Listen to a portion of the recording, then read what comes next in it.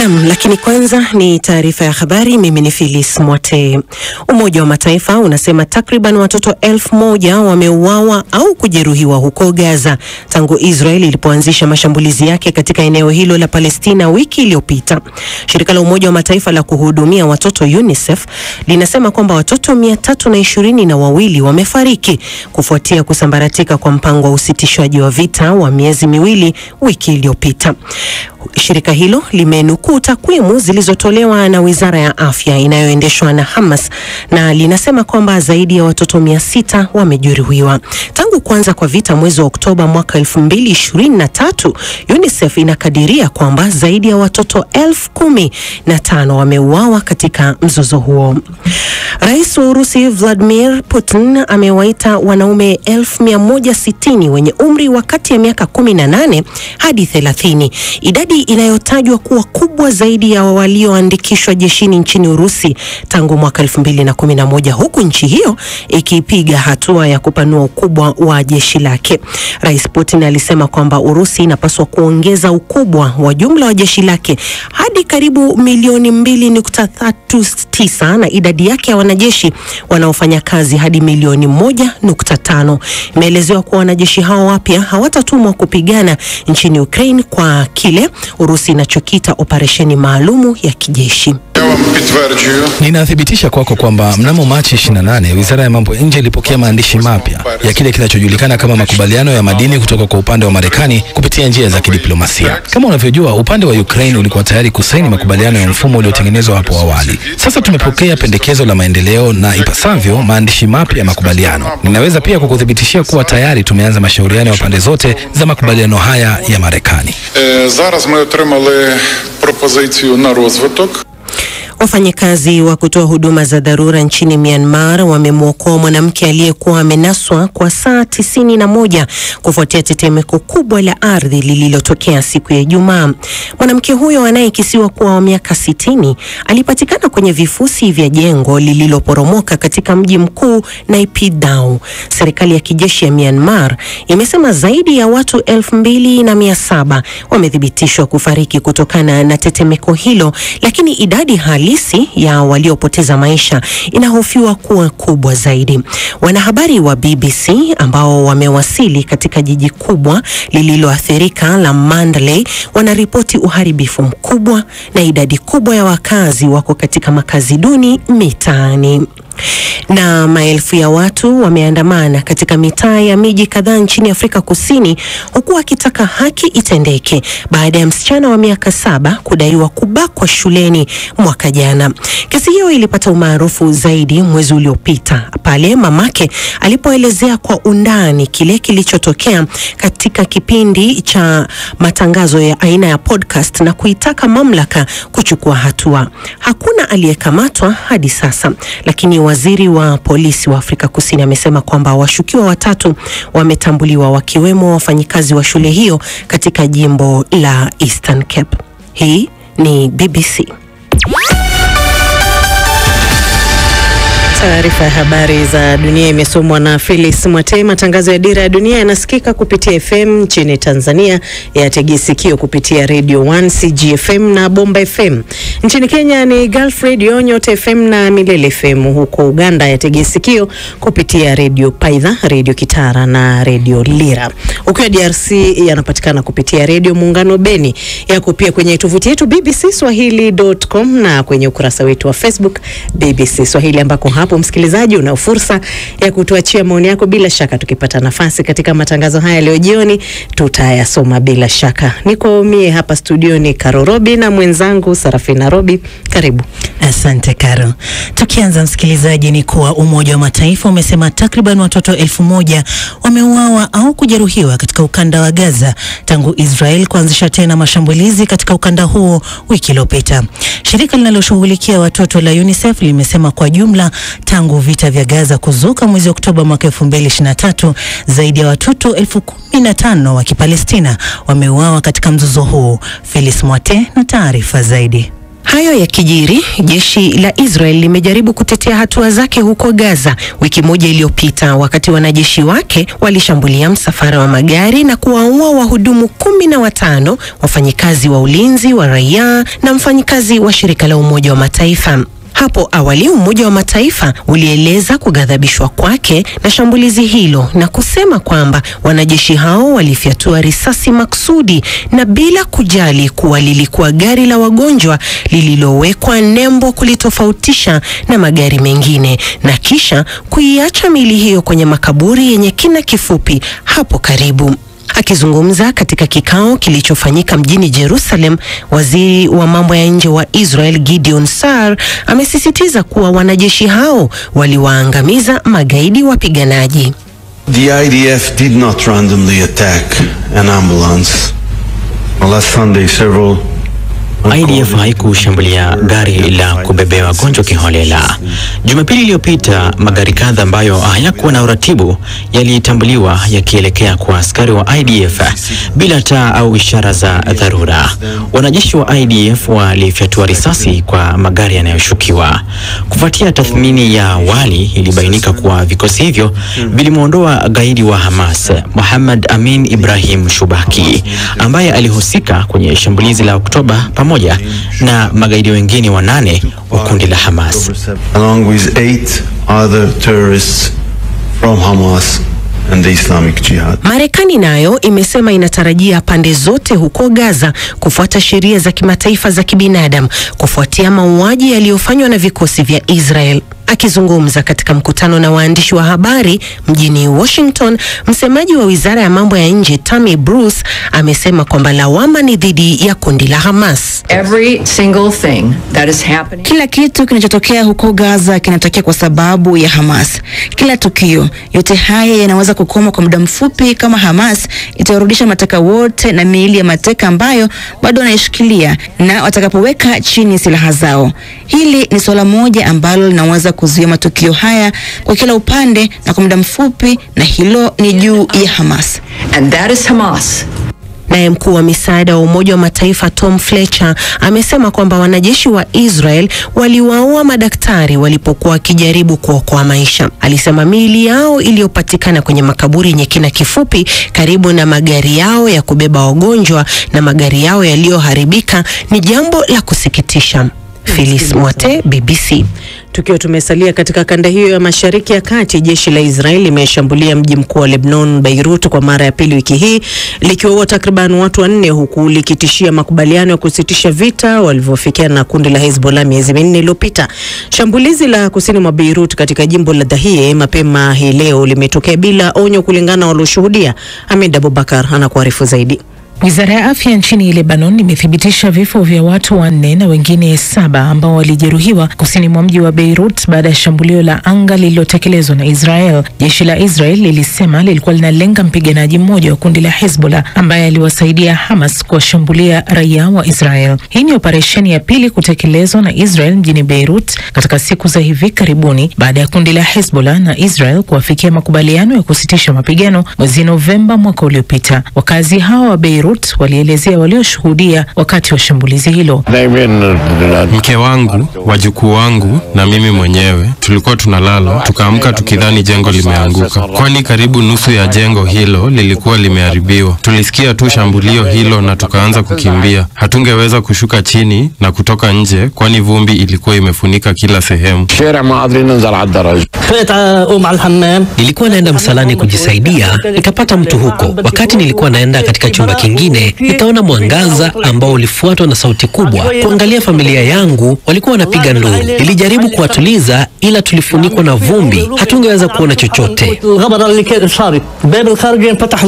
Shambulizi hilo la Israel linatishia kusambaratika kwa mkataba wa kusitisha mapigano yaliyomaliza mashambulizi mabaya yaliyoshuhudiwa mjini Beirut mwishoni mwa mwaka uliopita, huku kukiwa na hofu ya mashambulizi mapya kuzuka. Mwanasheria wa kundi la Hezbollah amesema shambulizi hilo la Israel ni uchokozi mkubwa na umetanua tofauti kati yao na Israel, huku wakitaka serikali ya Lebanon kutumia njia ya kidiplomasia kupata suluhu ya kudumu. Waziri wa mambo ya kigeni wa Israel Gideon Saar amesema mpiganaji wa Hezbollah ambaye walikuwa wanamlenga alikuwa tishio kwa usalama wa Israel. Mwaka uliopita Israel ilishambulia Hezbollah na kuwaua maelfu ya wapiganaji wa Hezbollah na hata kumuua aliyekuwa kiongozi wa kundi hilo Hassan Nasrallah. Hezbollah imekanusha kuhusika katika mashambulizi ya roketi yaliyolenga Israel na kuchochea Israel kutekeleza mashambulizi ya angani kusini mwa Beirut siku ya Ijumaa na leo asubuhi.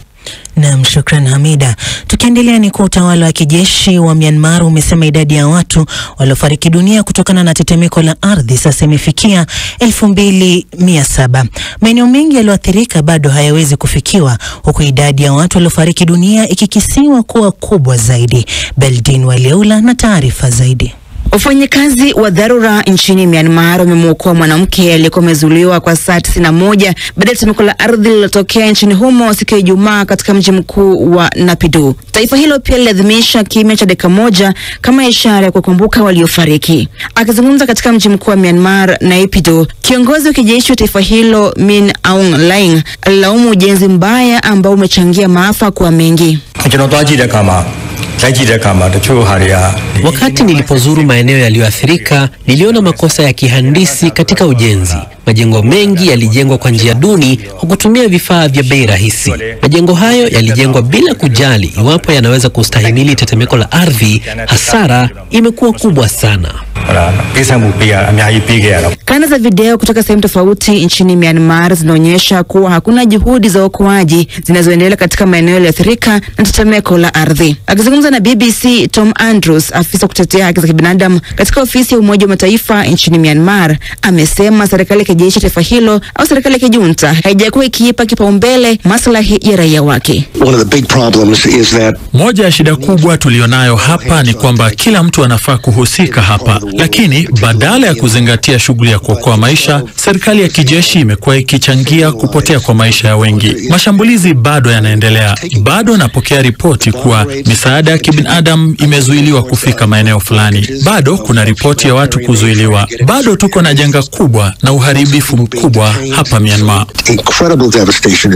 Bado kuna ugumu kutafuta manusura nchini humo. Titon Mitra, mkuu wa shirika la mpango wa maendeleo wa Umoja wa Mataifa UNDP nchini Myanmar, ameiambia BBC kuwa wafanyakazi wanaendeleza shughuli ya uokoaji haswa mjini Mandalay wanapitia hali ngumu. Timu ya uokoaji inalala nje au ndani ya gari, kwani bado ni salama kulala ndani ya majengo tofauti. Kila mtu analala nje, ni majengo machache tu ambayo utahisi salama kulala ndani. Wengi bado wanahangaika kupata chakula na maji. Hali si nzuri, lakini ninatumaini ya kuanzisha operesheni ya kuwasaidia walioathirika ili wasihisi wako peke yao. Na msikilizaji, napata fursa ya kuona ama ya kupitia ujumbe wako hapa kwenye ukurasa wetu wa Facebook BBC Swahili. Lucas Madaha ukiwa Simiyu Tanzania unasema pole sana kwa tetemeko hilo la ardhi huko Myanmar. Mungu waponye majeruhi haraka. Kasim Bakari wa Magugu, Manyara, Tanzania anasema Israel ifike mahali itambue wanaoteseka huko Mashariki ya Kati ni raia wasokuwa na hatia. Baba yetu Saloni wa Olkokola, Arusha, Tanzania, naye anasema Israel na Hezbollah mazungumzo tu ndo njia pekee ya kumaliza vita na si vinginevyo. Nikushukuru pia James Michael Mwakaliku ukiwa Mbeya, Tanzania, unasema uko nasi katika matangazo haya ya leo jioni. Rais wa Kenya William Ruto leo ameanza rasmi ziara katika eneo la Mlima Kenya, ziara ambayo inaonekana kuwa kipimo cha umaarufu wake katika eneo ambalo lilimpa karibu nusu ya kura zilizompa ushindi katika uchaguzi uliopita. Katika miezi hivi karibuni kumekuwa na manunguniko kutoka kwa baadhi ya wanasiasa na hata raia wa eneo hilo wakimshtumu rais na washirika wake kwa usaliti, hasa baada ya kuondolewa madarakani kwa aliyekuwa naibu wa rais Rigathi Gachagua. Ili kufahamu zaidi kuhusu ziara hiyo na umuhimu wake, muda mfupi uliopita nimezungumza na mchambuzi wa siasa za Kenya Dr. Barak Muluka. Jambo la kwanza nionavyo ni kwamba Rais Ruto anajipima umaarufu wake, kwani imekuwa ikisemekana kwamba umaarufu wake kwenye maeneo ya Mlima Kenya umeweza kupungua kutokana na kutoweza kufikisha ahadi ambazo alizitoa wakati wa kampeni, lakini pia kwa kuweza kumporomosha alikuwa naibu wa rais wakati ambapo alipigiwa kura ya utovu wa imani viliweza kwenda kinyume kabisa na vile alivyokuwa ametarajia Rais William Ruto. Alidhania kwamba ikiwa angeweza kumweka Profesa Kithure Kindiki mahali ambapo alimpotoa huyu Rigathi Gachagua, kwamba umaarufu wake ungeweza kuendelea, lakini umepunguka kwa kiasi kikubwa. Kwa kiasi nafikiri ni kwamba anajaribu kujipima umaarufu wake, aone kama kweli umeweza kupunguka. Hiyo dhana kwamba amepoteza umaarufu tangu kumuondoa aliyekuwa naibu wake Rigathi Gachagua. Jana tu siku moja kabla ya kuanza rasmi hii ziara, Rais Ruto alimkosoa vikali aliyekuwa naibu wake Rigathi Gachagua, ambaye anaonekana kwa sasa kuwa kiongozi mkuu wa Mlima Kenya, pamoja na aliyekuwa mwanasheria mkuu Justin Muturi. Hii ilikuwa na makusudi gani kuelekea ziara yake? Kitu kimoja ambacho kinajitokeza wazi tangu alipokamatana ushuhuba na Rais mstaafu Uhuru Kenyatta ni kwamba imekuwa ni vigumu kumwona Bwana William Ruto akichangia katika kunawiri kwa viongozi katika Mlima Kenya. Kwanza utaona kwamba katika uchaguzi wa 2017 yeye ndiye alipewa jukumu na Rais Uhuru Kenyatta kusimamia zile kura za kuweza kupeana vyeti vya chama cha Jubilee wakati huo, na utaona kwamba vigogo wote kutoka katika eneo la Mlima Kenya aliweza kuang'atusha na kuweza kukita hapo vijana chipukizi. Kwa hivyo watu wanapoanza kuimarika, ambao wale wamestawi, huwa mara moja anawaondoa na kuwa badala yake kita pale wale ambao ni chipukizi na ambao kwa kiasi kikubwa tu wanamuenzi na kuweza kuwa sasa ni kama watu walio na imani ya moja kwa moja kwake, na wale anaofanya nao kazi ni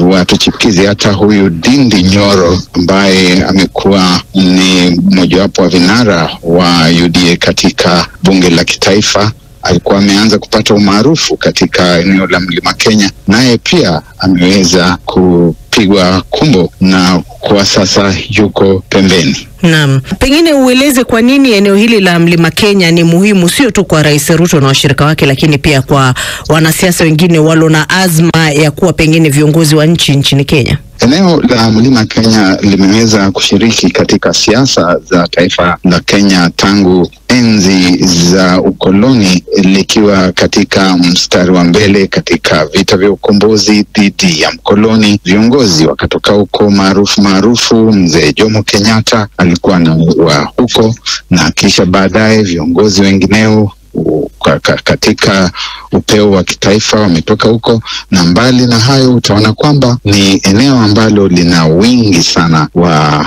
watu na hasa wapiga kura.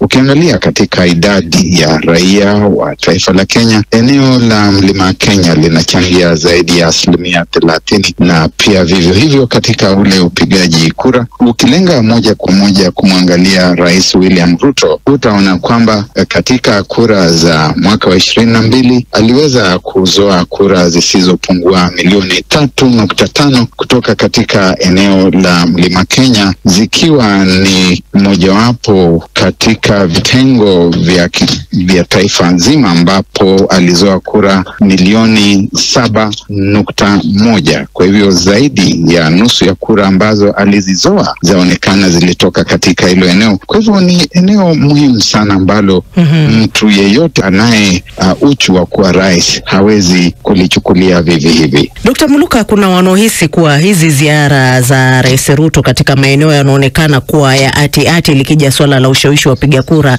ni kampeni za mapema kuelekea 2027. Hii haiwaeki wenzake katika nafasi ya kuwaponza? Yuwaponza kabisa, kwa sababu mwanzo kabisa anatumia vyombo vya umma, anatumia magari ya umma, anatumia hela za umma kuweza kuingia katika hayo maeneo, kuweza kujikidhi wakati ambapo yuko katika haya maeneo mbalimbali ambayo ameweza kuakinda. Tutaona kwamba kutoa kukisia kutoka katika huyu mhasibu mkuu wa matumizi ya pesa za umma zaonyesha kwamba kila anapokuwa nje katika taifa tu la Kenya kwa wastani anatumia karibu shilingi milioni 100 kwa siku moja anapokuwa nje ya ofisi yake, anapokuwa nje ya Nairobi, na anapokuwa nje ya taifa ni karibu milioni 250 kwa siku. Sasa tukirejea tu nyumbani tuangalie hizi milioni 100 kwa siku, sidhani kuna mgombezi